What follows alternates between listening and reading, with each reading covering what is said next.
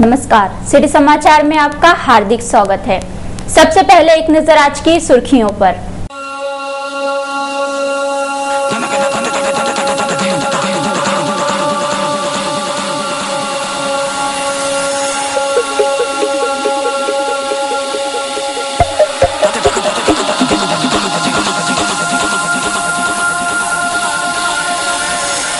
बालापुर में करोड़ों रुपयों का राजस्व अधिकारी व ईंट भट्टा धारकों ने डुबाया।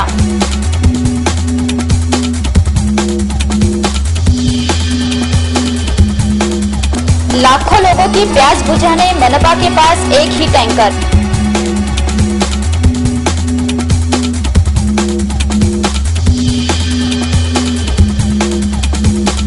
महालोक अदालत को मिली अच्छी सफलता।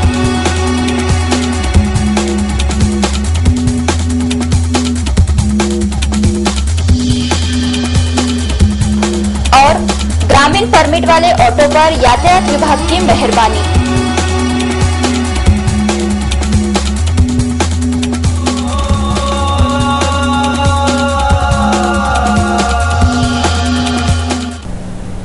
अब समाचार विस्तार से।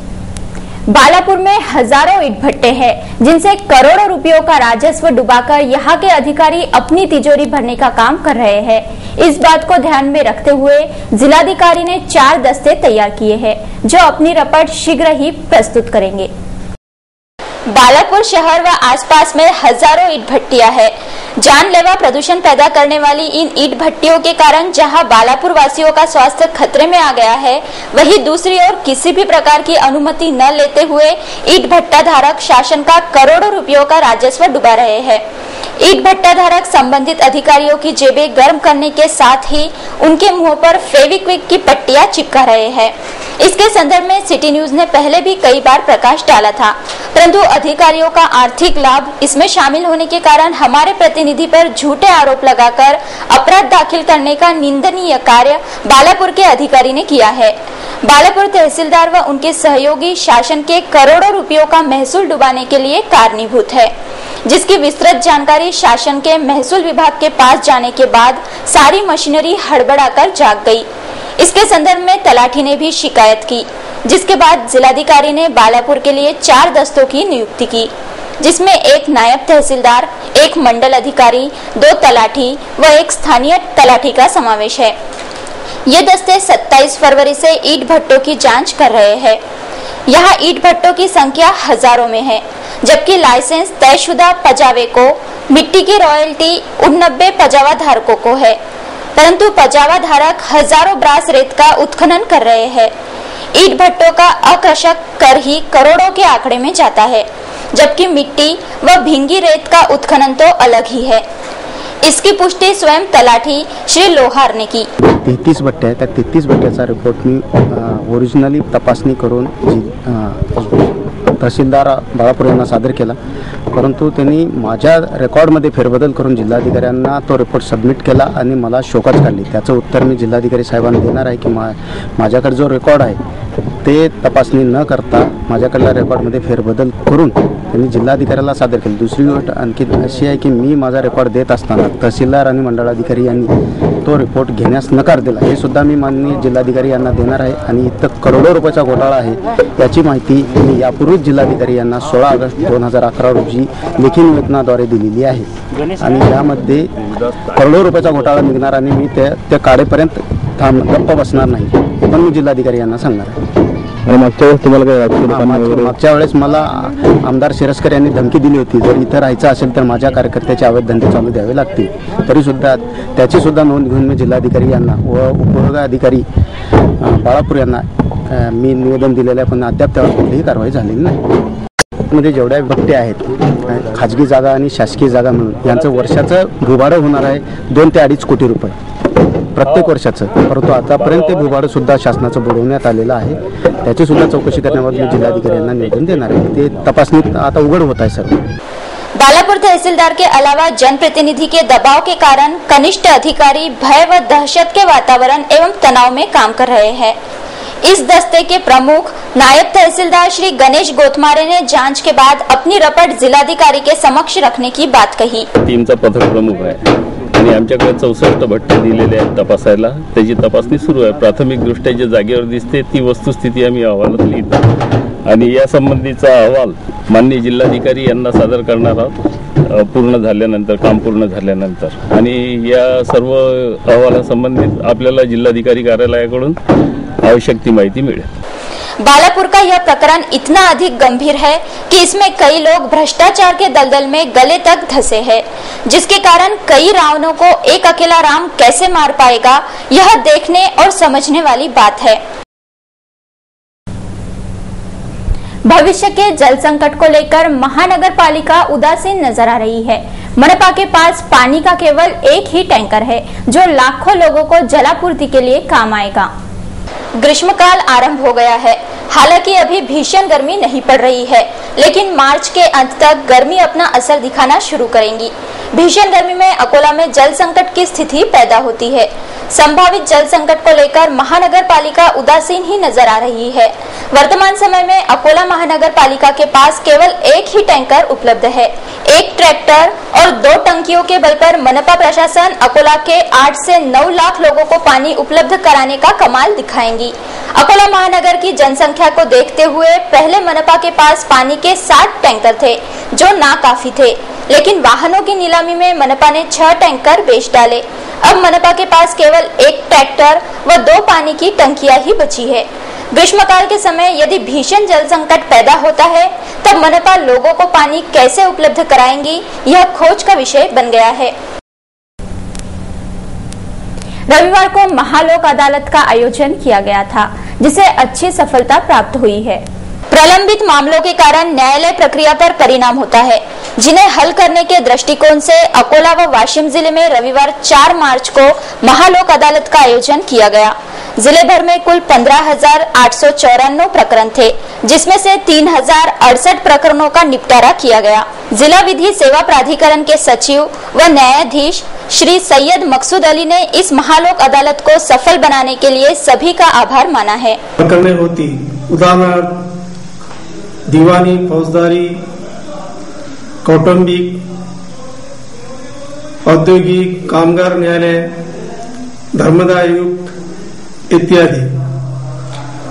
या महालोक अदालत मध्ये एकूण 3,000पेक्षा जास्त प्रकरणे सामंजस्याने व तडजोडीने निकाली काढण्यात आली. त्यापैकी दिवाणी स्वरूपाची 131 प्रकरणे व फौजदारी स्वरूपाची 1940 प्रकरणे आणि निगोशिएबल इन्स्ट्रुमेंट कायदा अंतर्गत 260 प्रकरणे, मोटर अपघात प्रकरण ज्याला आपण नुकसान भरपाई म्हणतो त्यात 4 प्रकरणे, लेबर कोर्ट कामगार न्यायालयामधून 90 प्रकरणे, तसेच औद्योगिक न्यायालयात 39 प्रकरणे, धर्मदाय आयुक्त अकोला येथे पण 44 प्रकरणे आणि धर्मदाय आयुक्त वाशिम इथे 6 प्रकरणे निकाली काढण्यात आले.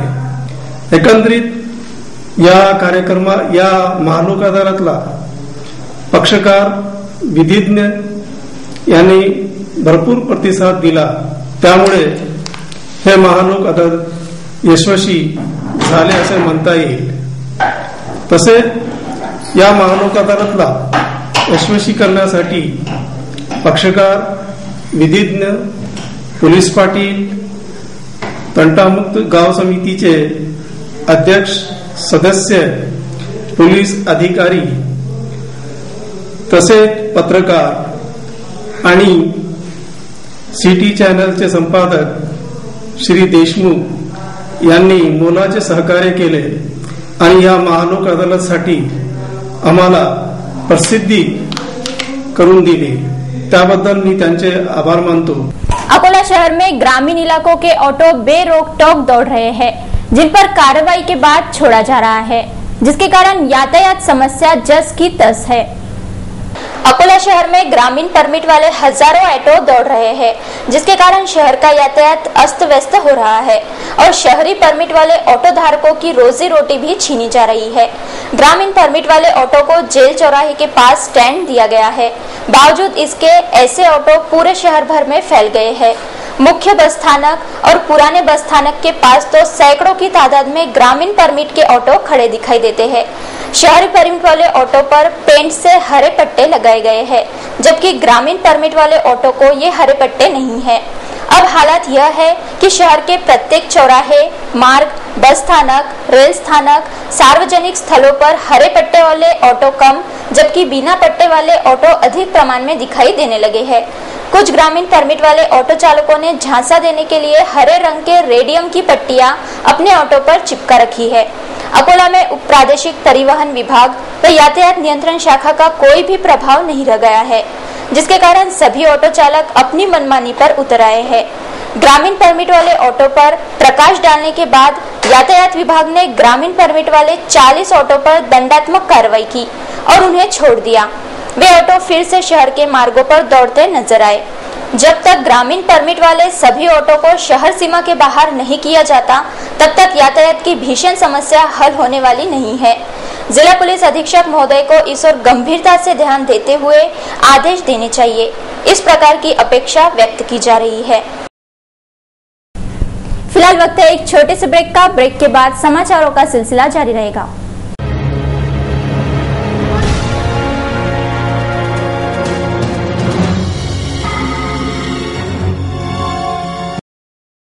बजाज टू व्हीलर के अकोला वाशिम जिले के अधिकृत विक्रेता गोयनका बजाज का अब अपनी ही भव्य आलीशान वास्तु में स्थानांतरण आपकी सेवा में और अधिक सुविधाओं और खूबियों के साथ आपका विश्वसनीय गोयनका बजाज नई जगह में Platina, boxer, Pulsar, discover, Avenger Bajaj के सभी मॉडल्स मनपसंद रंगों में स्पॉट फाइनेंस एक्सचेंज सुविधा के साथ में हमारी बेहतर सर्विसेज, संपूर्ण ऑटोमेटेड वर्कशॉप, कंपनी के अनुभवी तज्ञ मैकेनिकल्स की टीम, बजाज टू व्हीलर के सभी प्रकार के ओरिजिनल पार्ट्स उपलब्ध, विनम्र, तत्पर और पारदर्शी सेवा। तो देर किस बात की, आज ही पधारिए गोयनका बजाज, शिवाजी पार्क के सामने, अकोट रोड, अकोला। बगदाद के बाद अब हिंदुस्तान के सरजमी पर अकोला शहर में गौसे पाक महबूब का दरबार बना है। जैसे गौसे पाक का जलवा बगदाद में है, वही जलवा अकोला के महबूब के दरबार में देखने को मिलता है। महबूब का दरबार कुदरत के हुक्म से बना है। इस दरबार में पागलपन, करनी, जादू टोना, शादी, नौकरी, बे औलाद को औलाद, हर समस्या हल होती है। कोई भी भगवान समान वली और देवी देवता महाराज कभी किसी इंसान के जिस्म में नहीं आते। ऐसे ढोंगी से बचाने के लिए इस दरबार का निर्माण किया गया है, जहां सभी प्रकार के इलाज मुफ्त में किए जाते हैं। हर साल की तरह इस साल भी दिनांक 5 मार्च 2012 को वाशिम बाईपास स्थित महबूब दरबार में गौसे पाक के जश्न का आयोजन किया जाता है। सभी दर्शकों को सूचित किया जाता है कि दरबार के दर्शन का लाभ उठावे।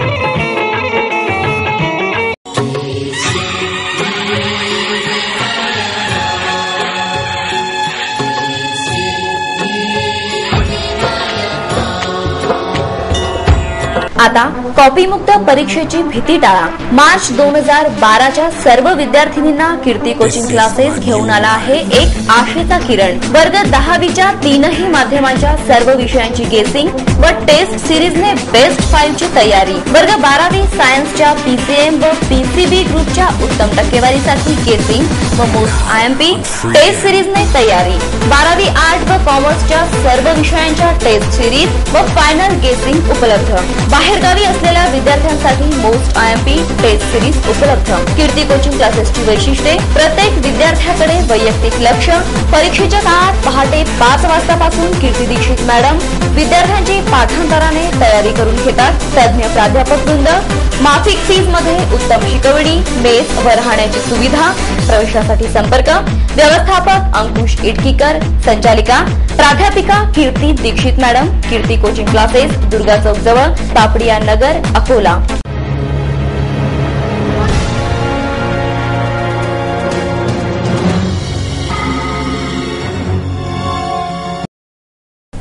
संत श्री मुंगसाजी महाराज की पुण्यतिथि पर हजारों श्रद्धालुओं से धामनगांव देव को यात्रा का स्वरूप प्राप्त हो गया था। यवतमाल जिले के दारवा तहसील में बोदे गांव से कुछ किलोमीटर दूरी पर संत श्री मुंगसाजी महाराज के धामनगांव देव में महाराज की पुण्यतिथि महोत्सव में हजारों श्रद्धालुओं ने उपस्थित रहकर दर्शन का लाभ लिया। उनके स्थान से निकली पालकी समारोह में कई गांव से आई पालकियां, भजन दिंडिया शामिल हुई थी। इस अवसर पर धामनगांव देव गांव को महायात्रा का स्वरूप प्राप्त हो गया था। श्री मुंगसाजी महाराज के भक्त उन्हें देव का अवतार मानते हैं। हजारों भक्तों ने इस महोत्सव में दर्शन लेकर स्वयं को कृतार्थ किया। होली पर आयोजित किए जाने वाले मूर्ख सम्मेलन को लेकर एक बैठक ली गई, जिसमें सम्मेलन के आयोजक को लेकर विचार विनिमय किया गया। होली के दिन शाम के समय स्वराज्य भवन के प्रांगण में मूर्ख सम्मेलन का आयोजन किया जाता है। मूर्ख सम्मेलन का यह 40वां साल है।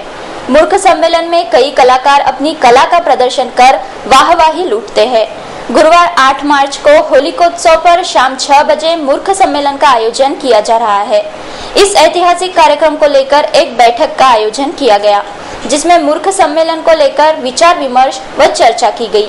इस बैठक में मूर्ख सम्मेलन के संयोजक व वरिष्ठ पत्रकार रामकिशोर श्रीवास, शाहिर वसंत दादा मानवटकर, डॉक्टर राम प्रकाश वर्मा, सर्वेश चंद्र कटियार आदि प्रमुखता से उपस्थित थे। इस अवसर पर डॉक्टर वर्मा व श्री मानवटकर ने इस कार्यक्रम को सफल बनाने की अपील सिटी न्यूज से बोलते हुए की।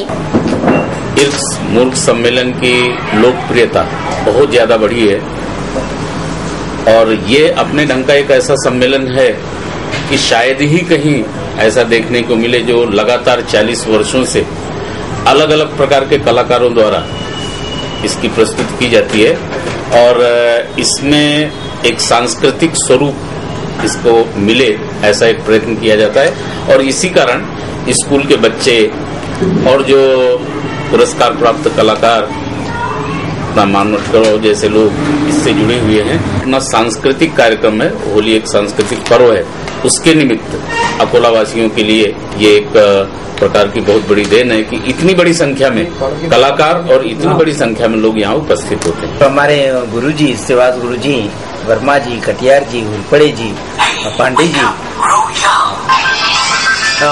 ये मेरा 29वां साल रहने वाला है और इस शहर की मैं इस माध्यम से सेवा कर रहा हूँ। मुझे बड़ा संतोष हो रहा है। बार्शी टाकली के तहसील कार्यालय के सामने तेज गति से दौड़ रहे वाहन के पिछले दोनों पहिए निकल गए।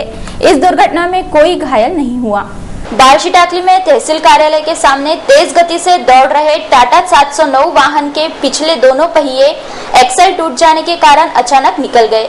फलस्वरूप यह वाहन सड़क पर घसीटता चला गया। इस घटना के कारण बड़ी दुर्घटना हो सकती थी, जो टल गई। इस क्षतिग्रस्त वाहन को अभी तक रास्ते पर ही खड़ा रखा गया है। इस वाहन के कारण अब अन्य वाहन टकराकर क्षतिग्रस्त हो सकते हैं। रोजगार गारंटी समिति का अकोला जिला दौरा 5 मार्च से आरंभ हो रहा है। इस समिति में 24 सदस्य हैं, जो गारंटी योजनाओं के कामकाज को देखेंगे। महाराष्ट्र विधानमंडल के रोजगार गारंटी योजना समिति के समिति प्रमुख सहित 24 सदस्यों वाली समिति का दौरा अकोला जिले में 5 व 6 मार्च को होने जा रहा है। दौरान 5 मार्च की सुबह 9 बजे शासकीय विश्राम गृह में जिले के सांसद, विधायक, जिला परिषद अध्यक्ष, सभापति, निर्माण समिति, पंचायत समिति सभापति, जिला व तहसील स्तर पर रोजगार गारंटी योजना समिति के अध्यक्ष से वे अनौपचारिक चर्चा करेंगे। इसके बाद जिले में चल रहे रोजगार गारंटी योजना के कामों को भेंट देकर जिलाधिकारी व संबंधित अधिकारियों से चर्चा करेंगे। 6 मार्च की सुबह 10 बजे जिले के रोजगार गारंटी योजना व महाराष्ट्र ग्रामीण रोजगार गारंटी योजना अंतर्गत शुरू किए गए कामों को भेंट देंगे तथा संबंधित विभाग के अधिकारियों से चर्चा करेंगे। दोपहर 4 बजे जिलाधिकारी कार्यालय में जिला स्तरीय प्रमुख अधिकारी व योजना चलाने वाले विभाग के अधिकारियों से योजना चलाते समय आने वाली दिक्कतों, योजना की खामियां व समिति ने भेजी प्रश्नावली व समिति ने प्रत्यक्ष भेंट में किए निरीक्षण में पाई गई खामियों को लेकर बैठक लेकर चर्चा करेंगे। श्री गजानन कथा पारायण में गंगा भारती के चरित्र को दासगिरी महाराज ने मार्मिकता के साथ प्रस्तुत किया, जिसे सुनने व देखने के लिए लोग सैकड़ों की संख्या में आए थे। स्थानीय केशव नगर स्थित जानोरकर मंगल कार्यालय के सामने मैदान पर श्री संत गजानन महाराज की सदृश्य कथा का आयोजन किया गया है। श्री गजानन महाराज मित्र मंडल की ओर से 27 फरवरी से 5 मार्च तक इस कथा कार्यक्रम का आयोजन किया गया है। दैनंदिन शाम 7 से 10 बजे तक संपन्न हो रहे इस भव्य समारोह को हजारों भक्त उपस्थित रहकर उत्स्फूर्त प्रतिसाद दे रहे हैं। दासगिरी महाराज की मधुर वाणी से श्री गजानन महाराज विजय ग्रंथ का विवेचन सदृश्य रूप में नाटिका के माध्यम से प्रस्तुत की जा रही है।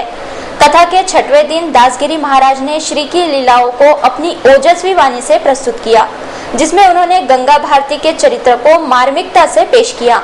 महारोग होने के बाद गंगा भारती श्री गजानन महाराज के सामने जाता है तथा उन्हें प्रार्थना करता है कि उसे इस महाभयानक रोग से मुक्ति दिलाए। तब महाराज उसके शरीर पर थूकते हैं और चले जाने का आदेश करते हैं। तब गंगा भारती आनंद से झूम उठता है और नाचते हुए चला जाता है। पश्चात वे पूरी तरह ठीक होकर श्री के चरणों में ही वास करता है। महाराज की थूक से गंगा भारती का महारोग नष्ट हो जाता है। श्री की इस अगाध लीला को दासगिरी महाराज ने प्रेक्षकों के सामने स्पष्ट किया, जिसे नाटकीय रूप में कलाकारों ने बड़ी कुशलता से प्रस्तुत किया, जिसे देखकर उपस्थित सभी भाविक भक्त मंत्रमुग्ध हो गए। आजूबाजूला बसले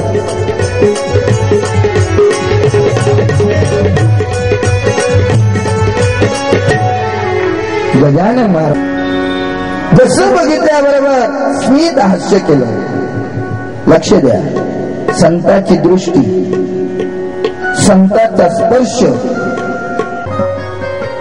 दर्शन घडलं, स्पर्श झाला, दर्शन घडलं, शब्द ऐकायला आला, दर्शन घडलं। परंतु आपल्याला एवढी समाधानी पाहिजे ना, एवढी समाधानी पाहिजे। ग्रीष्मकाल के आते ही पलाश के पेड़ सुर्ख फूलों से लद जाते हैं। ग्रामीण इलाकों में पलाश के पेड़ सभी का ध्यान अपनी ओर खींच रहे हैं। ग्रामीण इलाकों, जंगली इलाकों में इन दिनों पलाश के फूलों से लदे पेड़ सभी का ध्यान अपनी ओर खींच रहे हैं। ग्रीष्मकाल की आहट होते ही लाल भगवे रंग के पलाश के फूल खिलने लगते हैं। पुराने समय में पलाश के फूलों को पानी में उबालकर इसका प्राकृतिक रंग बनाया जाता था, जो रंग पंचमी के दिन इस्तेमाल किया जाता था। वे दिन अब लद गए, क्योंकि अब कृत्रिम रंगों से ही होली खेली जाती है। लेकिन प्रकृति द्वारा प्रदान पलाश के फूल आज भी सभी का ध्यान अपनी ओर खींचने में सफल रहते हैं। बोरगांव परिसर के निपाना से सुकली नंदापुर के बीच पलाश के कई पेड़ हैं, जो इन दिनों फूलों से लदे हैं। रंगों का त्योहार होली समीप आ गई है। होली में लगने वाले आवश्यक सामग्रियों से बाजार सज गए हैं। शहर में रंगों के त्योहार होली के लिए तैयारियां आरंभ हो गई है। होली त्योहार रंगों का त्योहार माना जाता है। बाजार में रंगों का त्योहार धूमधाम से मनाने के लिए दुकानें सजाई गई है। दुकानों पर रंग, पिचकारी, गुलाल एवं अन्य सामग्री बच्चों को लुभा रही है। इस बार चाइना मेड पिचकारियां तथा रंग भी बड़े प्रमाण में बाजार में बिक्री हेतु आए हैं। रंगों का त्योहार होली मनाने के लिए युवक युवतियां तथा खासकर बच्चे भी खासे उत्साहित दिखाई दे रहे हैं। होली जलाने के लिए आवश्यक लकड़ियां इकट्ठा करने हेतु छोटे बच्चों की टोलियां खेत खलिहान की तरफ कूच कर रही है। जो भी गीली सूखी लकड़ी मिले उसे तोड़कर यह बच्चे ला रहे हैं। होली के शुभ पर्व पर शक्कर की गाठियों का काफी महत्व होता है।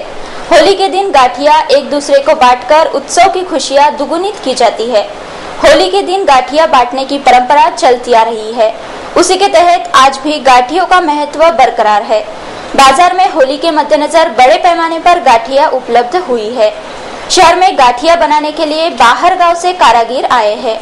केवल होली के दिनों में ही बिकने वाली गाठियां बनाने में इन कारागिरों का परिवार दिन रात जुटा है।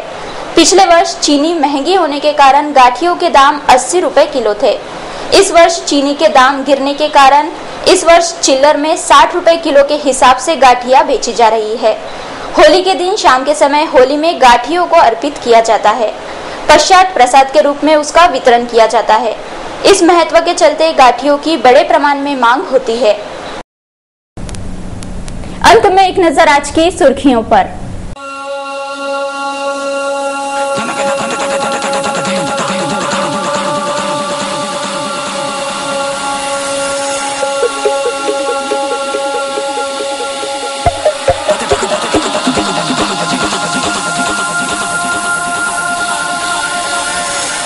बालापुर में करोड़ों रुपयों का राजस्व अधिकारी व ईंट भट्टा धारकों ने डुबाया।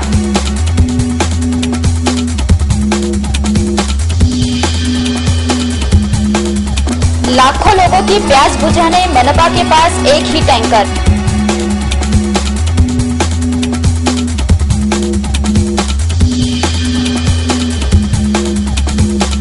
महालोक अदालत को मिली अच्छी सफलता।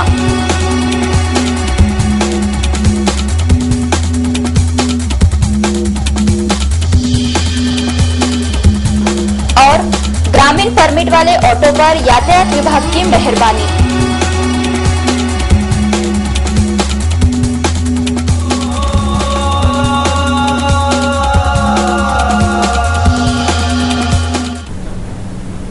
फिलहाल समाचारों में इतना ही। फिर मिलेंगे शहर की ताजा जानकारी तथा महत्वपूर्ण घटनाओं के साथ। नमस्कार।